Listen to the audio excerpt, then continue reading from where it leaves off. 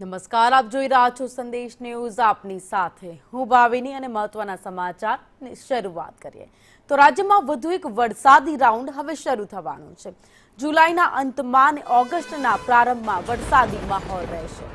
રાજ્યભરમાં સાર્વત્રિક વરસાદ રહેશે. રાજ્યમાં 3 વરસાદી સિસ્ટમ એક સાથે સક્રિય થશે. ઉત્તર ગુજરાતમાં ભારે વરસાદની આગાહી કરાઈ તો દક્ષિણ ગુજરાતમાં ભારે વરસાદ રહેશે. મધ્ય ગુજરાત સૌરાષ્ટ્રમાં સામાન્ય વરસાદ રહેશે.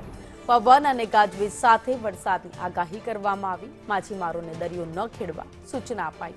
40 થી 50 કિલોમીટર પ્રતિ કલાકની ઝડપે પવન ફૂંકાશે તેવી શક્યતાઓ વ્યક્ત કરવામાં આવી.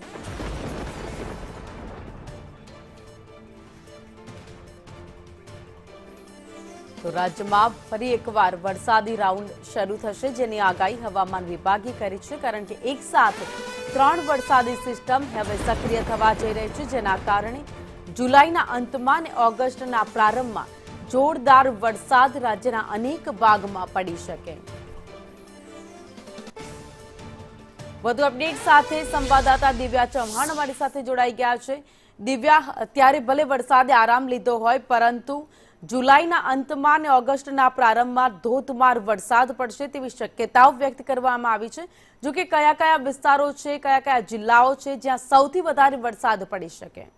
ભાવિની, ફરીથી એક વખત રાજ્યમાં વરસાદનો રાઉન્ડ શરૂ થશે. કેટલાક જિલ્લાઓમાં વરસાદે વિરામ લીધો છે, પરંતુ હવે એક સાથે વરસાદી 2-3 સિસ્ટમ જે સક્રિય થઈ છે અને જેના કારણે રાજ્યભરમાં વરસાદ રહેવાનું અનુમાન હવામાન વિભાગ તરફથી કરવામાં આવ્યું છે. સાથે જે વિંડીના માધ્યમ દ્વારા પણ એક તરફ નજર કરીએ કે જે 3 વરસાદી સિસ્ટમ જે સક્રિય થઈ છે તેની અસર છે જે રાજ્યભરમાં વર્તાઈ રહી છે. રાજ્યભરમાં વાદળછાયું વાતાવરણ રહેવાનું છે. સાથે જ દક્ષિણ ગુજરાતના ભાગો છે ત્યાં છૂટો છવાયો વરસાદ આજના દિવસે પડી શકે છે. તો કેટલાક જિલ્લાઓમાં ભારે વરસાદ રહી શકે છે, પરંતુ દક્ષિણ ગુજરાતમાં ભારેથી અતિ પવન સાથે વરસાદ રહેવાનો, ગાજવીજ સાથે વરસાદ રહેવાની સંભાવના છે.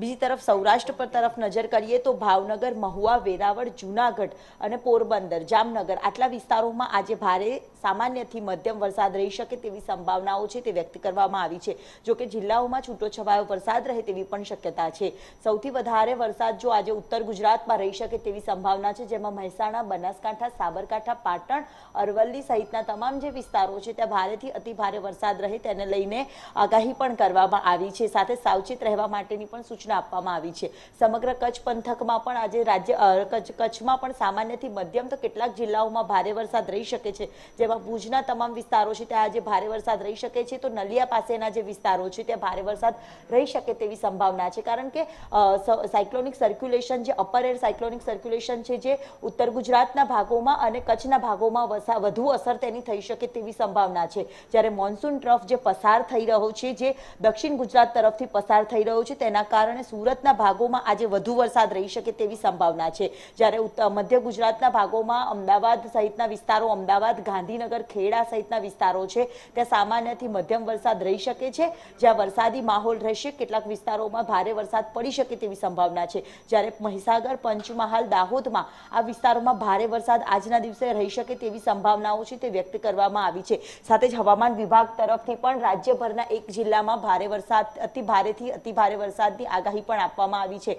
જે વિસ્તાર છે ખેડા, કે જ્યાં આજના દિવસે પવનની ગતિમાં પણ 40 થી 50 કિલોમીટરની ઝડપે પવન ફૂંકાઈ શકે છે અને ભારેથી ભારે વરસાદ રહી શકે તેવી સંભાવનાઓ છે તે વ્યક્ત કરવામાં આવી છે. સાથે જ હવામાન વિભાગ તરફથી સમગ્ર દક્ષિણ ગુજરાત, સૌરાષ્ટ્રનો એક ભાગ, ભાવનગર અને બાજુના અન્ય વિસ્તારો કે જે ઉત્તર ગુજરાતના ભાગો છે ત્યાં આજે યલો એલર્ટ છે જે આપવામાં આવ્યું છે. અને ખેડામાં આજે ભારેથી અતિ ભારે વરસાદ રહી શકે તેવી સંભાવનાના ભાગરૂપે ઓરેન્જ એલર્ટ આપવામાં આવ્યું છે. જ્યારે ગ્રીન જે એલર્ટ આપવામાં આવ્યું છે તે સામાન્યથી મધ્યમ વરસાદ કે છૂટો છવાયો વરસાદ રહી શકે તેવી સંભાવના છે. એટલે કે ફરીથી એક વરસાદનો રાઉન્ડ શરૂ થશે, જ્યારે ભારેથી અતિ ભારે વરસાદ અન્ય જિલ્લાઓમાં રહી શકે તેવી સંભાવનાઓ વ્યક્ત કરવામાં આવી છે. જ્યારે આજના દિવસે ઉત્તર ગુજરાતના ભાગોમાં અતિ ભારે વરસાદ રહે તેવી સંભાવના હવામાન વિભાગ તરફથી વ્યક્ત કરવામાં આવી છે.